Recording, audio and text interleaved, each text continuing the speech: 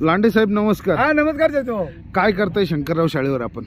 शंकरराव शाळेची तयारी झाली। माझ्या नातीचा वाढदिवस आहे। खरं तर देवेश्री ही माझी लाडकी नात आहे। मला खरं तर मुलगी नसल्यामुळं माझे दोनच मुलगे होते आणि ही पहिलीच नात जन्माला आल्यामुळं मी एक अगदी खुशी आहे आणि म्हणून खुशी वाढदिवस गेल्या वर्षी गौतमी पाटील आणली होती खरं तर आम्ही केवाडीला आणि या वर्षी राधा पाटील सबसे बडा मुंबईकर आणि तो कार्यक्रम इकडे तरुण कार्यकर्त्यांच्या पश्चिम भागातील पूर्व भागातील जुन्नर तालुक्यातील अनेक समर्थकांच्या सूचना आल्या की लांडे साहेब यावर्षी आपण खुशी सबसे बडा राधा पाटील मुंबईकर यांचा कार्यक्रम तुमच्या नातीच्या वाढदिवसाला ठेवा म्हणून अशा प्रकारचं सूचना आल्यामुळे आज इथं हा कार्यक्रम आहे।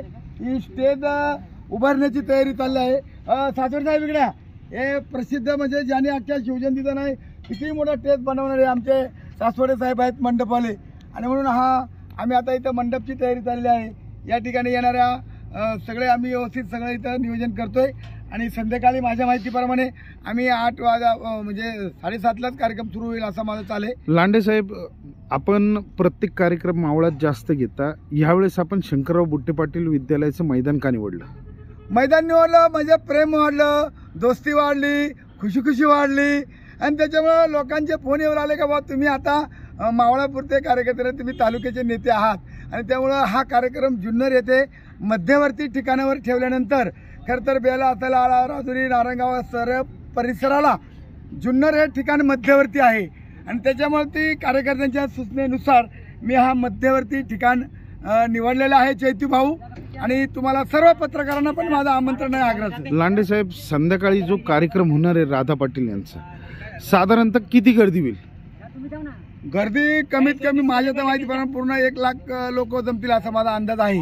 अशा प्रकारचं म्हणजे जे आता मावळपट्ट्यामधून जे फोन येतात मावळातून झालं सर्वात म्हणजे जुन्नर तालुक्यातील जे माझे फॅन आहेत मित्रमंडळी खूप वाढलेले आणि ते म्हणजे नाही चला बा लांडे साहेबांच्या वादळाच्या नातीच्या वाढदिवसाला खरं तर जायचं असं सगळ्यांचं म्हणणं आहे। या ठिकाणी माझे मानकपुत्र आकिबभाई आलेले बघा, या आकिबभाई या संध्याकाळी तुम्ही पण आपल्या नातीच्या वाढदिवसाला सगळ्यांना हा काही घरगुती कार्यक्रम आहे, हा काही राजकीय कार्यक्रम नाही। त्याच्यामुळे मी सर्वांना आमदार शरददादा असतील, माझे आमदार अतुल शेठ बेनके असतील, आशाताई सगळ्या शेरकर असतील, सगळ्या कार्यकर्त्यांना हा माझा घरगुती कार्यक्रम आहे, हा काय राजकीय कार्यक्रम नाही।